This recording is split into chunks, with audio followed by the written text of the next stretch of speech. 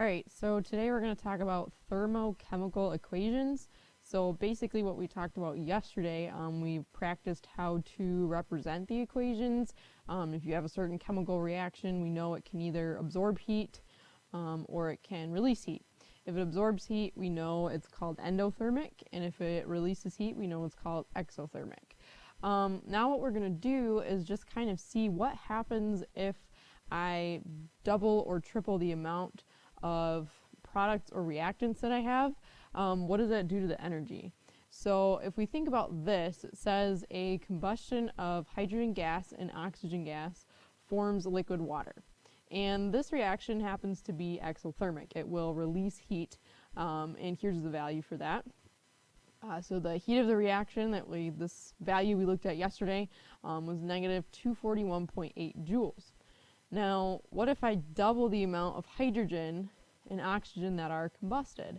What we want to think about here is basically what happens to all of the heat that gets produced by the reaction. Well, if you are doubling or tripling the amount of products that you put in, or the amount of reactants that you put in, you have more things, more bonds you're breaking, more bonds that you're making, things like that. So the heat should also go up depending on how much of each substance you got. So that's what we're going to kind of look at. So here's what we want to think about. How much energy is really given off? So the energy given off by a reaction depends on the amount of a substance present.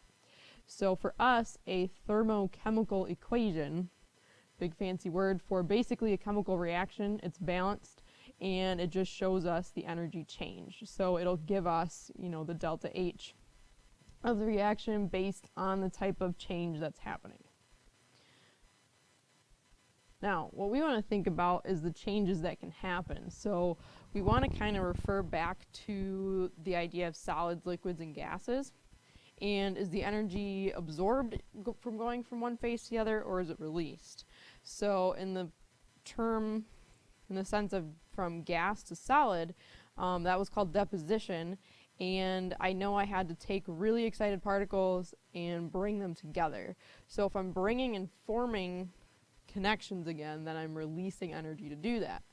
Oppositely, if I'm making more space between particles, I know I have to absorb energy to make them more excited, to go from a more unexcited state to an excited state. Okay? And that'll work also between solids and liquids. So melting, I have to absorb because I'm going from solid, which is not as excited, to a liquid, which is. So we have to take on more energy. Oppositely, freezing, then we're releasing energy because the particles are coming closer together and forming new connections. And then again, we have same thing with condensation and vaporization.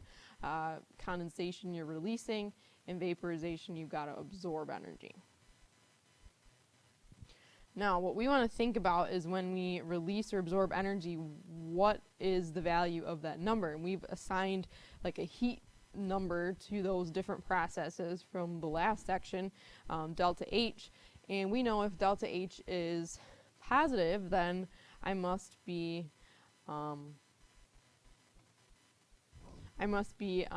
absorbing energy, which means I had an endothermic type reaction.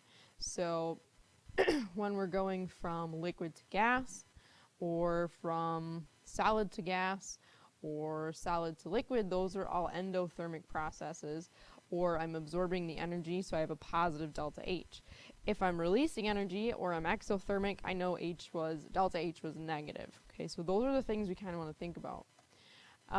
So let's think about the numbers. What we're going to have in these types of problems are some different values based on what's going on. So in no way do you need to memorize what the numbers are. Those numbers of these certain things will always be given, but what you want to try to remember are obviously the names of these different things and kind of when to associate them into a problem, and what might be positive and what might be negative. So in these values, we have a delta H, and it's just based on what's going on. So in this case, delta H, COMB. COMB is abbreviation for combustion. So if I'm burning something, or typically the word burning or combusting would be listed in the problem, you know this is the heat value that you have to look up. And this will make a little more sense once we go through a problem. I'm just kind of introducing you to these symbols so you're not totally lost when we do a problem.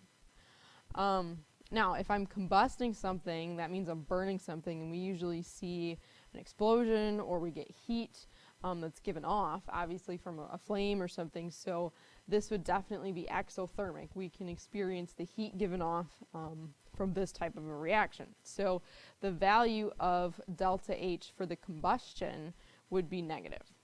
Okay. Now, when I have phase changes, like we just kind of mentioned, if I'm vaporizing something or condensing it, those types of things, there's different energy values that are associated with those changes, and they also have names. So here I have delta H, VAP is short for vaporization, and kind of the formal word of this is the symbol and this is the word, the molar enthalpy of vaporization. So essentially the energy or heat enthalpy that's required to vaporize, this should say 1 mole of liquid. So if I have, for example, a mole of water, and that's in the liquid phase, and I want to vaporize that entire mole into the gas phase, that requires a certain amount of energy. And again, that energy has to be absorbed to go from liquid to gas, so that value, this delta H VAP, should be positive. Similarly, if I want to go from maybe solid to liquid, I know that doesn't take quite as much energy. We've talked about melting. It takes less energy to melt water than it does to boil water because you just have to loosen some of those connections in the solid, and that's fairly easy to do compared to boiling water.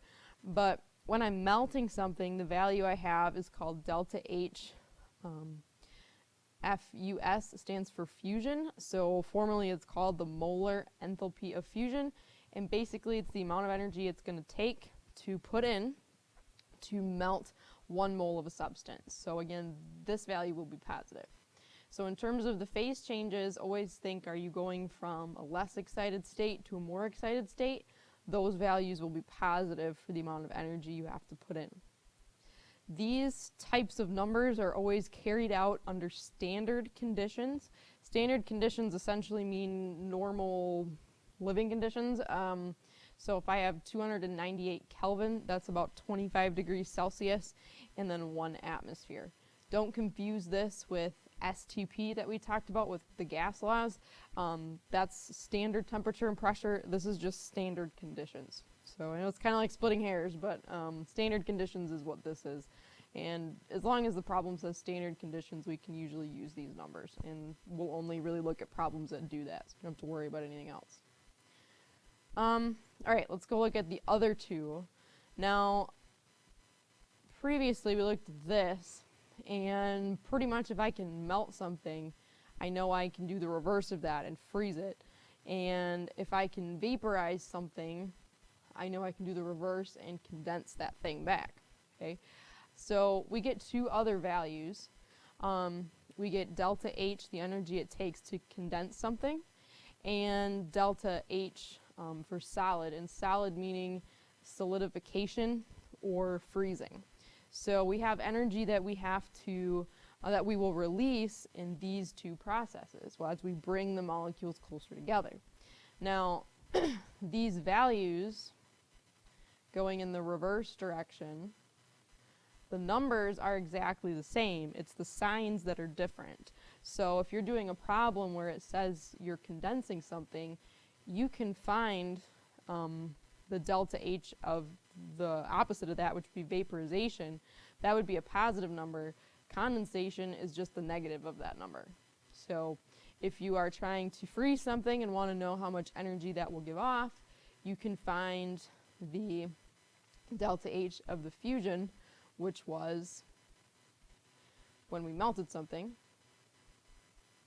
and you can just take the negative of that number. So delta H of condensation and delta H of a solid, those are the same values but different signs. So just always think, if I am going from a really excited state to a less excited state, so solid or liquid to solid or gas to liquid, that's giving off energy. So my delta H, whatever that's going to be, has got to be negative. Okay? So let's go ahead and look at some problems. Now, when we do these problems, we're going to keep calm and convert to moles, okay? And then we just have one extra step where we use the values from these things here, okay? So two things you have to have in the problem: the enthalpy value for whatever you're doing, melting, freezing, combusting, that'll be given, and the grams of one of the products or reactants, that'll be given. You'll be given a starting point for one of those things, and then you'll just have to calculate the amount of energy given off. So let's go ahead and take a look at our first example.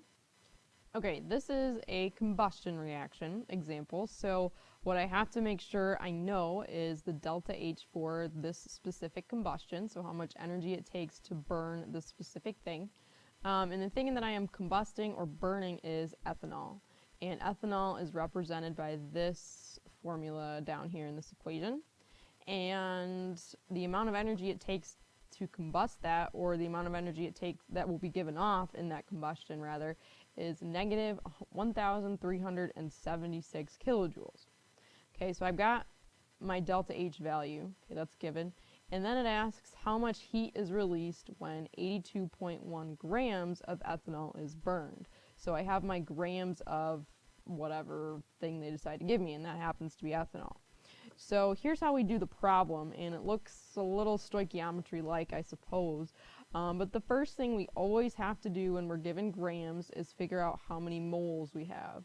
So we will take 82.1 grams of C2H5OH, that was ethanol, and to find the moles of this, hopefully we remember what to divide by. Feel free to go ahead and shout that out if you do.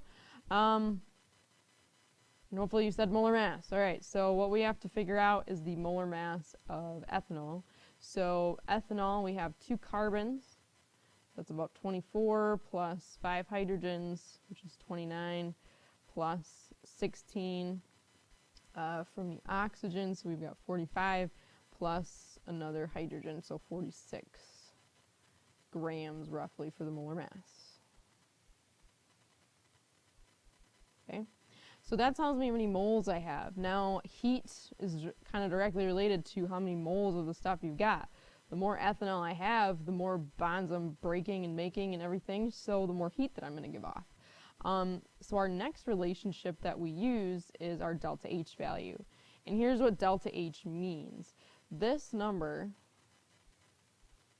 I'm circling not very well, but this number essentially means that for every 1 mole of this stuff, in this case ethanol, I will give off this many kilojoules of heat. So 1 mole will equal this number. So when I'm doing this, I can use this conversion factor. I have moles of this and I want to get to heat. It's asking how much heat. So moles you want to cancel out, and we have this conversion factor that has moles in it and relates moles to heat, which ultimately I want heat, so that's what I need to put. So moles will go on the bottom and my heat number will go on top. And this will tell me then how many moles, or how much heat will be given off if I have this many grams of methanol, which if you look, 46 times 2 is a little more than this, so I have almost 2 moles of methanol, so I should get almost double the number here. Okay. All right, so let's go ahead and take a look at the next example. I'm going to go ahead and stop the video here, and then you'll have to switch to the next one, obviously, to look through the last 2 examples.